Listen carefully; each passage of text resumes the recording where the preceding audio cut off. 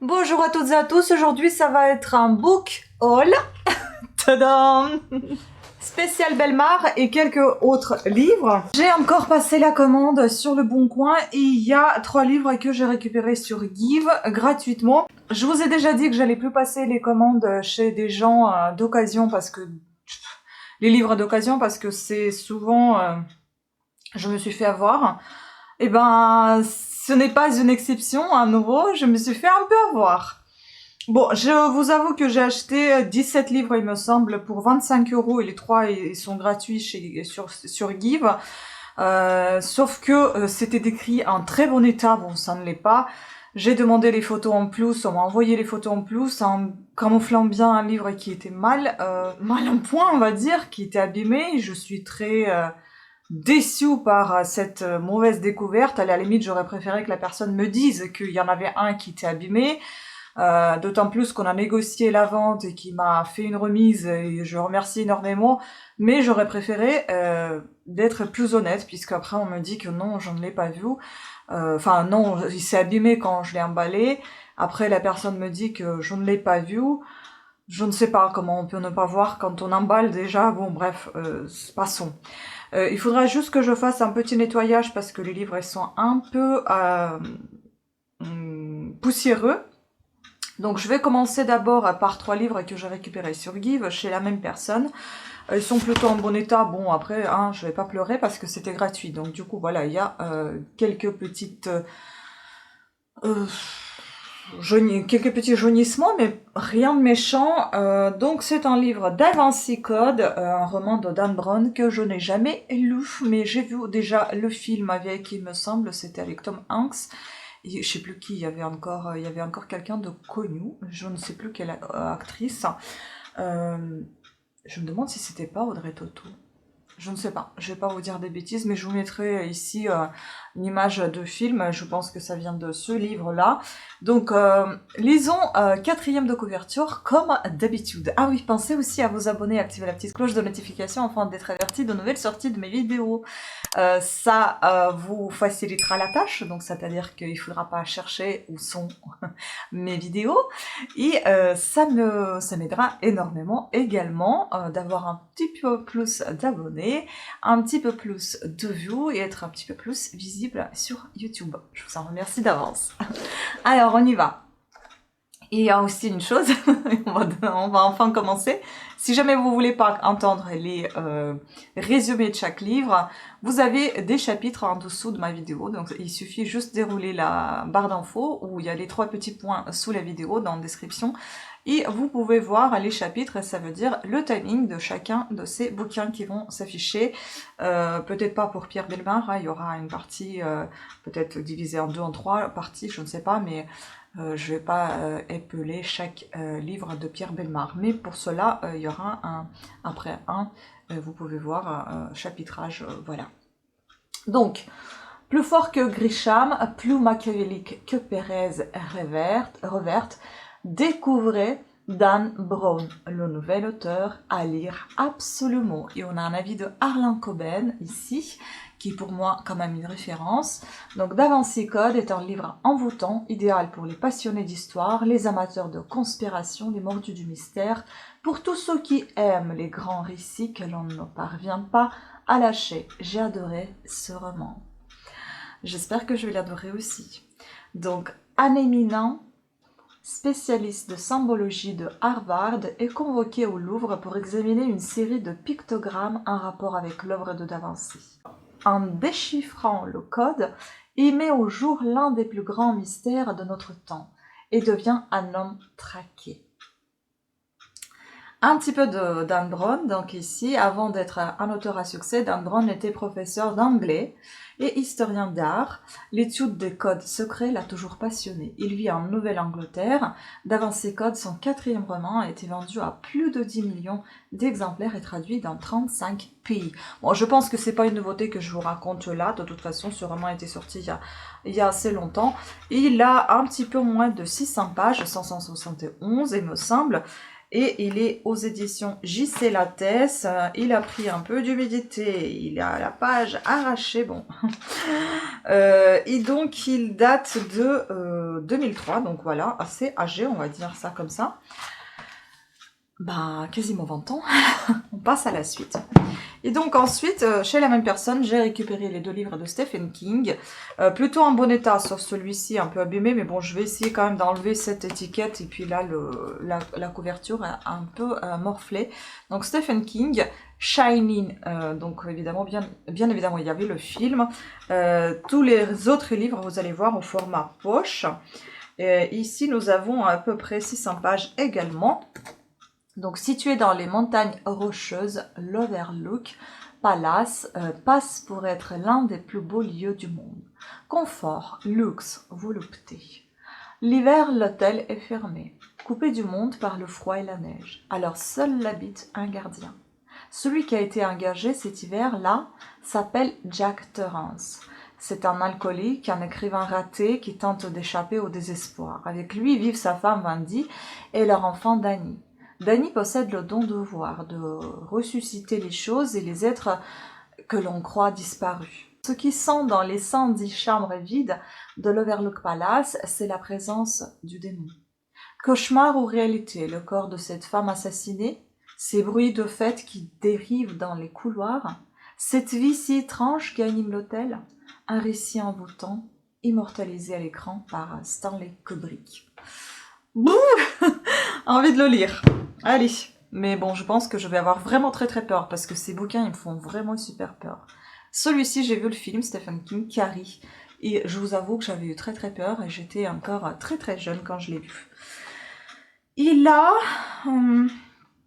même pas 300 pages, 281, plutôt en très bon état, j'ai envie de vous dire, pour un livre donné. Carrie White, 17 ans, solitaire, timide, et pas vraiment jolie, vit un calvaire.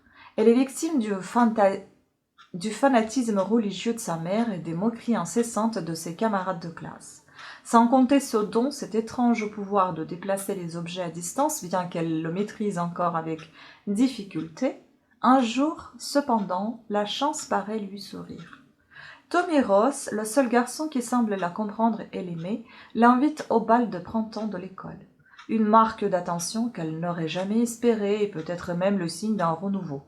Loin d'être la souillonne que tous fustigent, elle resplendit et se sent renaître à la vie. Mais c'est compter sans la mesquinerie des autres élèves. Cette invitation trop belle pour être vraie ne cache-t-elle pas un piège plus cruel encore que les autres? Voilà, donc on verra bien. Désolée, je suis bloquée de coups.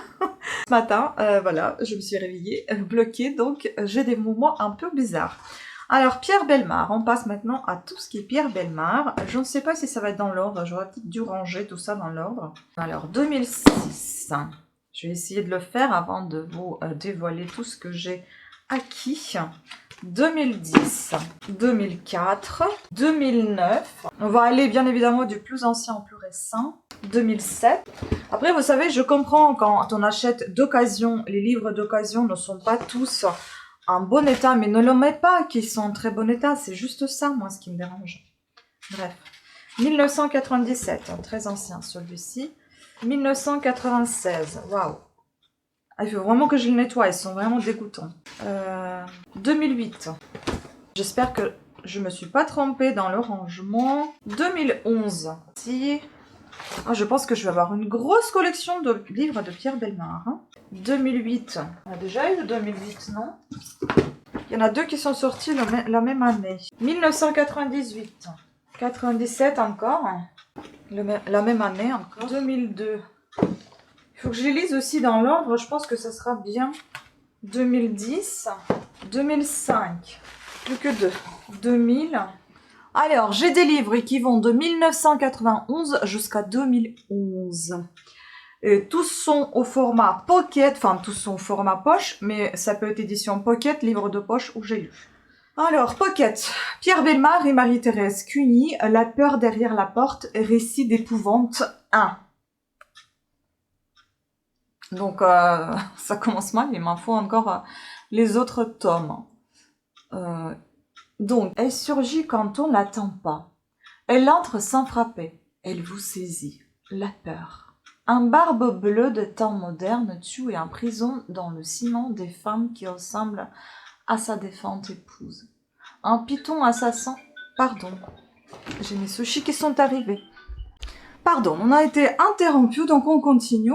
Un python assassin, un service commandé dans une chambre d'hôtel agit et s'éclipse par le vasistas de la salle de bain. Une femme décède, victime de la combustion spontanée. Un homme fou de douleur demande une lobotomie pour ne plus avoir de souvenirs. Habilement mise en scène par un grand conteur des histoires terribles et véridiques, recueillies dans les faits divers et les archives criminelles du monde entier. C'est toujours très flippant ce qu'il raconte, mais il raconte tellement bien les histoires. Donc ici, nous sommes à moins de 300 pages, 246. Donc c'est le premier de 1991. Je ne sais pas si c'est sûrement l'un de ses premiers livres, mais je ne sais pas de quand date son tout premier livre. Il faut que je regarde ça. Si je trouve et si j'y pense, je vous mettrai ça dans la vidéo. En tout cas, voilà, il est plutôt en bon état quand même. Hein.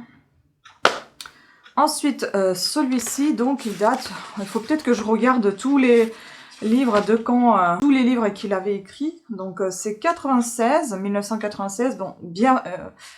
Pierre Bellemare, Marie-Thérèse Cuny, Jean-Marc Épinou et Jean-François Namiat. Voilà, on commence à voir Jean-François Namiat avec. Moi, j'aime beaucoup quand ils écrivaient tous les deux.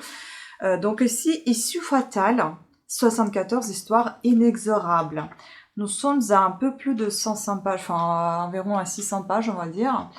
Donc, amour, haine, sexe, argent. Parfois la passion l'emporte, brutale, aveuglante. Alors en un instant, les êtres en apparence les plus raisonnables basculent, deviennent fous, hors la loi, criminels. Ainsi Myrna, l'employée de supermarché, sera-t-elle la meurtrière de toute sa famille? Ainsi la passion d'un père pour son bébé fera-t-elle de lui un kidnappeur? Ainsi Pierre, paisible chasseur du dimanche, entamera-t-il un soir pour venir en aide à une inconnue, la plus implacable des chasses à l'homme.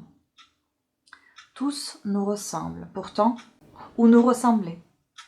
Est-ce à dire que nous portons en nous ces pulsions capables de nous mener au pire? Et quand elles se déchaînent, subissons-nous impuissants une fatalité inexorable? Comme il le fait chaque jour sur Nostalgie, comme il l'a fait dans l'Instant Crucial, Instant Mortel ou les dossiers extraordinaires Pierre Bellemare, nous compte ici 74 histoires vraies qui font peur, mais qui nous préservent aussi, peut-être. Ensuite, plutôt en bon état, hein, j'ai envie de vous dire, juste légèrement jauni, mais enfin bon, en bon état, en très bon état. 97, pareil, en très bon état pour moi, il n'y a pas de souci. Il n'est pas très long celui-là, il fait un peu moins de 400 pages, donc ici nous avons donc Pierre Bellemare, Jean-Marc Épinou encore, Jean-François Namiat, et puis il y a Franck Ferrand et Thibaut de Villers qui nous rejoignent. Le carrefour des angoisses, les aventures du XXe siècle. Après l'année criminelle, Issue fatale et les génies de l'arnaque, voici 60 histoires vraies recueillies par Pierre Bellemare et son équipe. 60 histoires tissées de drames insolites, de bonheur inespéré, de passion extrême. Comment la vie d'Henri est devenue un enfer après que la chirurgie esthétique lui a fait un visage d'acteur de cinéma. Comment Irina, l'hôtesse de l'air, a survécu à une chute de 7000 mètres. Comment Arlette a été récompensée d'avoir volé le sac à main d'une riche passante. Comment le mari de Berthe s'est pendu après lui avoir imposé une ceinture de chasteté. Chacun de ces récits prouve une chose, l'aventure est au coin de la rue. Je crois que l'histoire de hôtesse de l'air qui a chuté de 7000 mètres, je la connais. Je ne sais pas si c'est celle-là.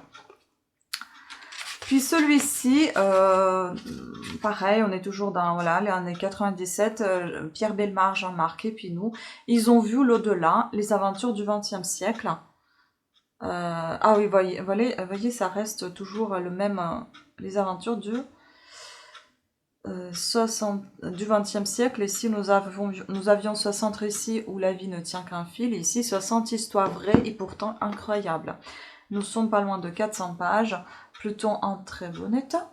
Même si le hasard engendre parfois des coïncidences surprenantes, il arrive qu'il n'explique pas tout.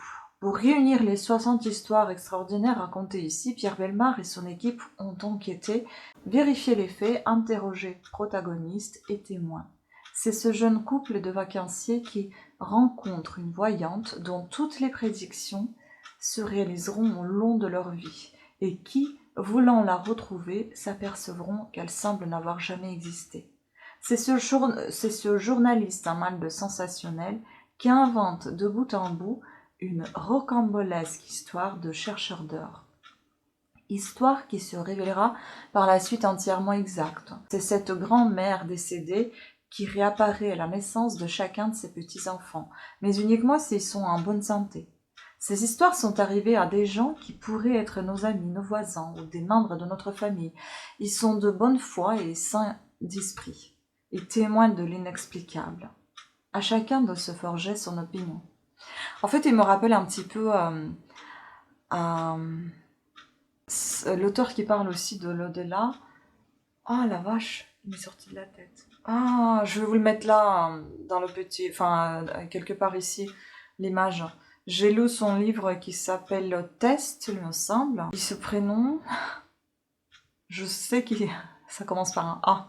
Bon, je vais vous le mettre, hein, on va pas perdre du temps. Pareil, on reste toujours dans les aventures du XXe siècle. Je pense que ça doit être une trilogie, je sais pas comment ça se fait.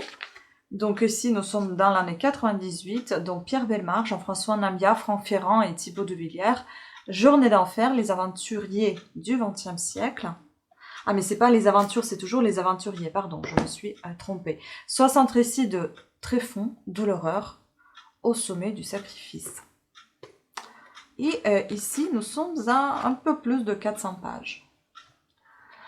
Parfois, le destin nous éprouve. Accidents, drames subis, coups de sort. Du jour au lendemain ou d'une heure à l'autre, le hasard ou la fatalité nous place devant des défis insensés ou terrifiants. Chacun d'entre nous peut alors révéler des ressources insoupçonnées de courage, de volonté, d'énergie. Ainsi, cet infirmier qui, seul en pleine montagne, a trouvé la force inouïe de s'amputer lui-même, alors que sa jambe était prise sous un rocher. Ou ce policier qui sauve un homme rendu muet par une attaque cérébrale en communiquant avec lui grâce aux morses. 60 expériences vécues sont relatées ici, des expériences imaginables et des expériences inimaginables, enlèvements, prise d'otages, avions en perdition, qui, des tréfonds de l'horreur au sommet de sacrifice, montrent que chacun d'entre nous On a une étiquette? Peut aller bien au-delà de ce qu'il croyait possible. C'est très glauque, hein? Ça fait très peur. Alors, donc l'empreinte de la bête. 2000, les années 2000, on commence avec les années 2000. Et nous sommes ici à un peu plus de 400 pages. Donc Pierre Bellemare, Jean-François Nambia, Jean-Marc Épinou, l'empreinte de la bête. N'ont-ils pas des pouvoirs qui nous échappent et plus d'intelligence et de cœur que nous ne leur en prêtons? Dans les 50 histoires vraies rapportées ici, inquiétantes ou émouvantes, mais toujours fascinantes, Pierre Bellemare nous conduit à nous interroger sur les animaux qui en sont les héros.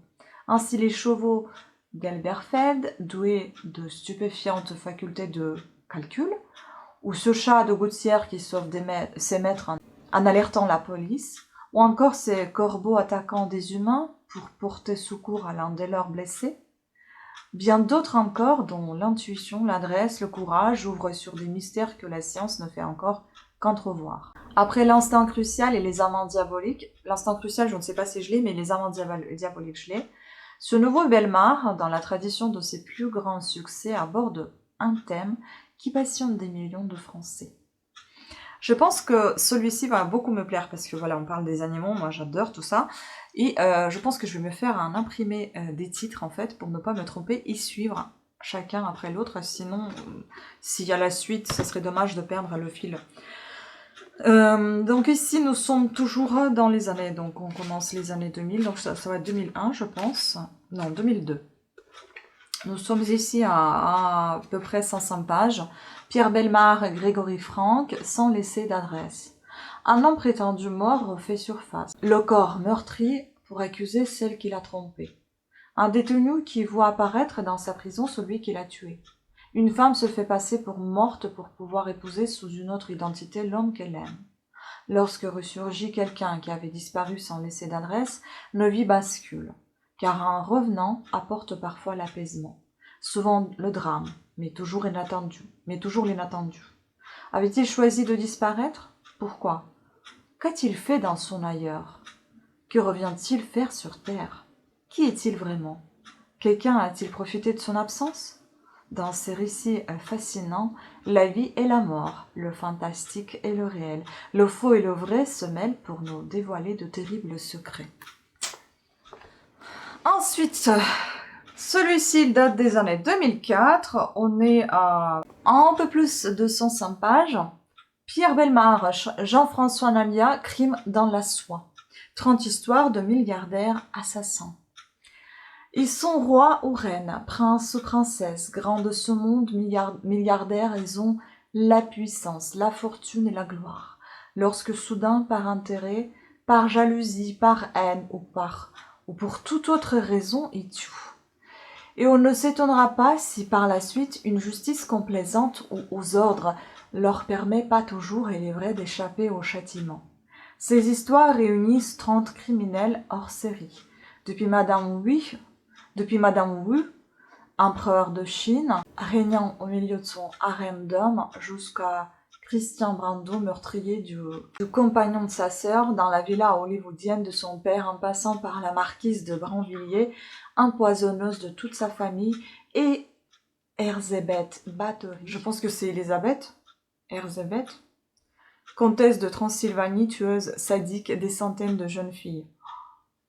Celui-ci, je pense qu'il va être chaud. Ensuite, 40 exploits incroyables. Donc, ils ont osé. Donc, Bellemare et Jean-François Namiat.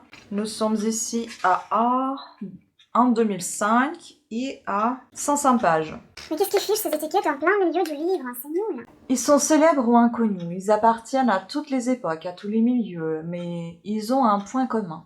Un jour, dans des circonstances extraordinaires ou banales, par idéal, pour sauver leur vie ou pour toute autre raison, ils ont fait ce dont on ne les aurait jamais cru capables. Ils ont accompli l'impensable, l'inimaginable, ils ont osé. Tous ne sont pas sortis indemnes de leur aventure. Quelquefois, c'est la mort qui les attend à la fin de ces récits haletants, mais ils ont été au bout de leur force ou de leur idée et méritent à jamais notre admiration. Après, si c'est des meurtres, je ne sais pas si on peut dire ça, ils ont osé. Vaut mieux pas oser, je pense. Oui, j'ai pas de super verre pour boire de l'eau, donc je bois de l'eau de la bouteille directement. Alors, complot. Bellemare et Jérôme Ecquier. Donc c'est celui-ci qui a beaucoup souffert. Regardez-moi ça, je ne sais pas comment on pouvait ne pas voir. Donc il est arraché ici. Il est tout défoncé de ce côté-là. Voilà. Tout est défoncé. Il est bien abîmé. Il y a même les lambeaux qui partent. Hein. Il part en lambeaux. Donc assassine. Je pense que je suis fatiguée. Donc ici, nous sommes dans les années 2006, à un peu plus de 105 pages. Donc Pierre Bellemare, Jérôme Ecquier, complot, quand ils s'entendent pour tuer. Assassinat, attentat, stratagème, pervers, manœuvre diabolique, secret de famille. C'est le tout dernier qui m'intéresse le plus. Dans l'espoir de déclencher une troisième guerre mondiale, des extrémistes de la CIA sabotent un avion espion. Avec la complicité de sa fille, une femme accuse son mari de la mort de son amant. Un gouvernement et les Nations Unies s'allient pour assassiner un chef d'État. 12 amis s'associent pour aider l'un des leurs à abréger ses souffrances. Un jeune homme tue ses parents pour se venger de sa sœur. Afin d'éviter le châtiment des officiers maquille un massacre, un accident. Les enfants d'un orphelinat testent sans le savoir des médicaments mortels. Assassinat de Trotsky et de Gandhi, attentat contre De Gaulle, stratagème pervers de Hitler, manœuvre diabolique de KGB et de la CIA, secret de famille, agissement mafieux de firmes sans scrupules, les complots sous toutes leurs formes empoisonnent l'âme humaine. Waouh! Je vous dis, cette vidéo, elle est extrêmement longue. Hein. Alors, nous sommes en 2010, environ 105 pages, pas très loin. Donc, Pierre Bellemare, Jérôme Ecquier. Ils ont marché sur la tête, 450 faits divers, inouïs, impayables et désopilants. Depuis des années, nous traquons les faits divers. Ils sont souvent dramatiques, parfois monstrueux, et le lecteur l'ignore, tout autant délirants, voire du plus au comique. Nous vous proposons ici de rire des histoires vraies les plus folles vécues par des héros bien involontaires. Ça, je pense que ça va être un petit peu de détente dans tout ça. Kidnapping, ça c'est pas l'un de mes préférés. Je pense que c'est pas ce que je vais préférer le plus. Je pense que ça va me faire vraiment très peur. On est environ à 105 pages. Et ici, nous sommes en 2010 aussi. Donc, Pierre Bellemare, Jean-François Namia. J'adore ce duo. Kidnapping, donc 25 rendez-vous avec l'angoisse. Les rapts existent depuis la nuit des temps et n'ont jamais cessé. Plus que l'amour, la cupidité en est souvent la cause. Souvenons-nous du petit Éric Peugeot, libéré au bout de 48 heures en échange de 50 millions de francs de la femme de Marcel Dassault, ou du malheureux Brookhart, assassiné par ses ravisseurs en 1993, avant même le versement de la rançon. Mais l'enlèvement le plus révoltant est celui qui ne sert qu'à satisfaire les abominables pulsions de monstres qui s'en prennent aux innocents, comme un Émile Louis de sinistre mémoire dans l'affaire des disparus de Lyon. Amoureux, scandaleux, crapuleux, politique, des otages du Liban à l'affaire Ben Barka, qui fit trembler la présidence du général de Gaulle. Les enlèvements qui relatent ce livre appartiennent à tous les genres, de grands moments de suspense et d'angoisse. Rassurez-vous, il reste plus que 5 livres, hein, parce que même moi je commence à fatiguer, j'ai mal à mon épaule toujours, à mon cou. Et nous sommes à...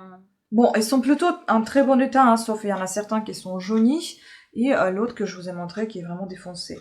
Nous sommes en 2007, je pense que j'ai mal rangé quelque chose là, n'est-ce pas? Parce qu'on est déjà passé en 2010. Donc nous sommes en 2007, et en effet j'ai mal rangé.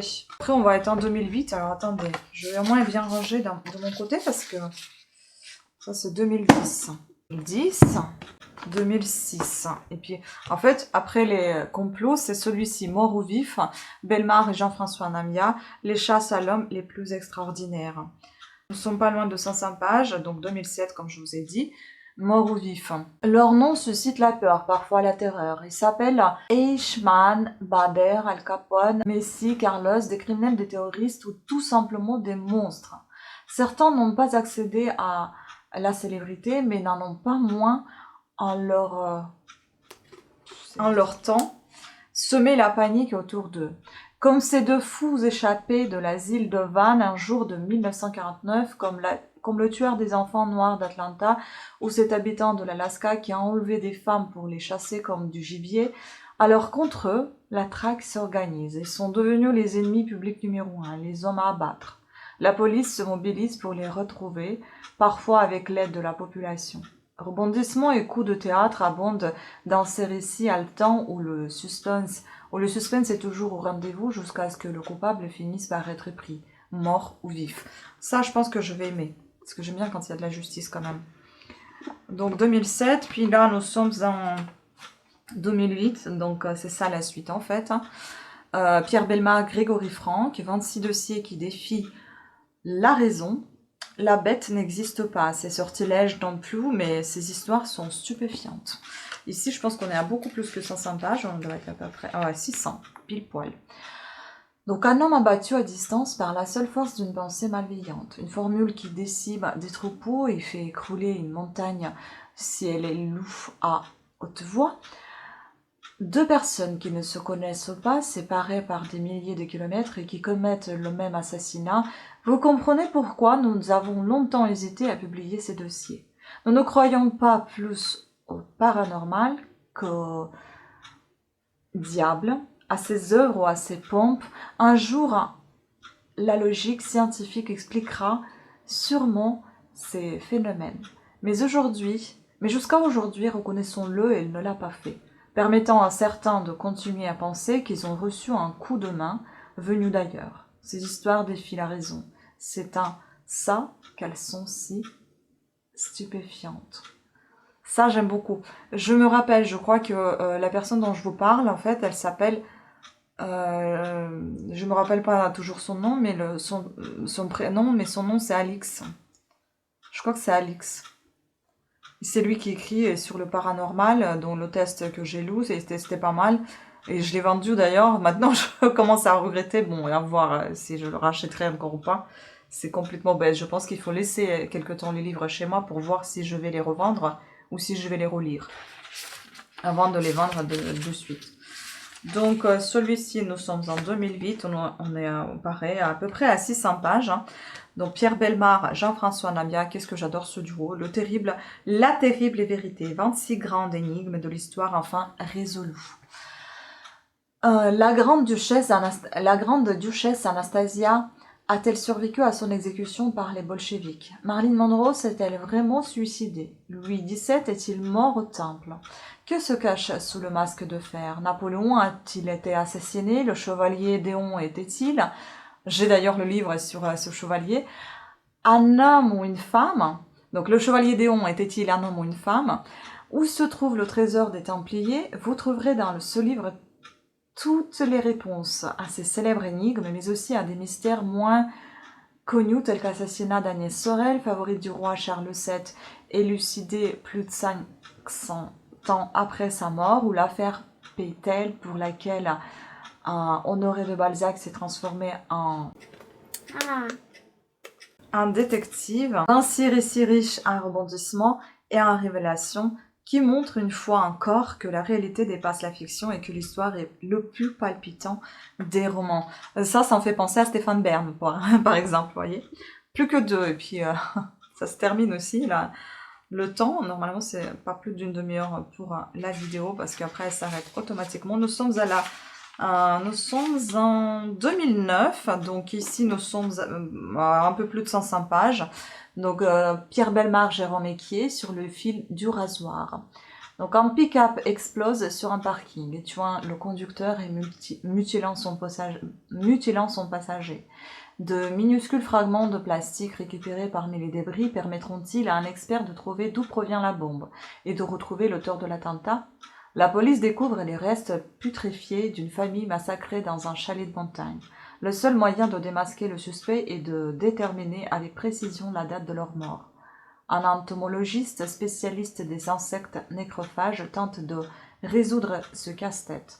Autopsie, recherche d'empreintes digitales et d'ADN, études balistiques, reconstitution faciale, la police scientifique dispose aujourd'hui d'outils incroyablement sophistiqués pour confondre les meurtriers. À travers d'une vingtaine d'histoires, palpitants et inédits, découvrons comment la science traque le crime. Donc, quand la science traque le crime sur le fil du rasoir. Écoutez, ça va être super intéressant, je pense. Et donc, le dernier, c'est 2011. Et en fait, avant ce 2011, donc, on avait ces deux-là que je vous ai déjà présentés. Donc, voilà. 2010 et puis 2011. L'enfer. Bon, on termine bien, comment vous dire. Pierre Bellemare, Jean-François Namiat, secte, mafia, 15 récits dont on ne sort pas indemne. Donc 2011, on est à peu près à 105 pages. Donc, partir à la rencontre des mafias et des sectes, c'est s'embarquer pour un voyage terrifiant. Insoupçonnable mais omniprésente. Les mafias étendent leurs tentacules à la manière des pieuvres et font fortune par le crime. Quant aux adeptes des sectes, manipulés et soumis à un processus de dépersonnalisation implacable, ils sont à la merci de leur gourou. L'organisation dont les thugs, Pablo Escobar, la réalité dépasse souvent l'entendement. Parfois des hommes et des femmes osent résister avec courage. Leur combat semble perdu d'avance, mais heureusement, l'issue n'est pas toujours dramatique. Donc, animateur et producteur de programmes à la radio et à la télévision, Pierre Bellemare est également connu pour ses talents de conteur et ses ouvrages dédiés aux histoires hors du commun. Ça, je vous ai déjà lu. Après les dossiers extraordinaires et les dossiers d'Interpol, il signe aujourd'hui l'enfer, une enquête menée en collaboration avec Jean-François Namiat. Écoutez, on a tout vu, on a tout lu. En résumé, je veux dire. Je vais essayer de trouver la liste des parutions si ça vous intéresse. Je vous mettrai peut-être dans la vidéo directement quel livre va après lequel, si je le trouve. Hein. Si je ne trouve pas, bah tant pis. Voilà, sur ce, écoutez, je vous remercie énormément de votre attention pour cette vidéo parce qu'elle était énormément, enfin elle était très très longue. J'espère qu'elle vous a plu néanmoins et que vous êtes aussi passionné par Pierre Bellemare, c'est pour ça que vous êtes resté jusqu'à la fin de cette vidéo. Pensez à vous abonner, activer la petite cloche de notification et je vous dis à très très bientôt. Ciao, bonne lecture.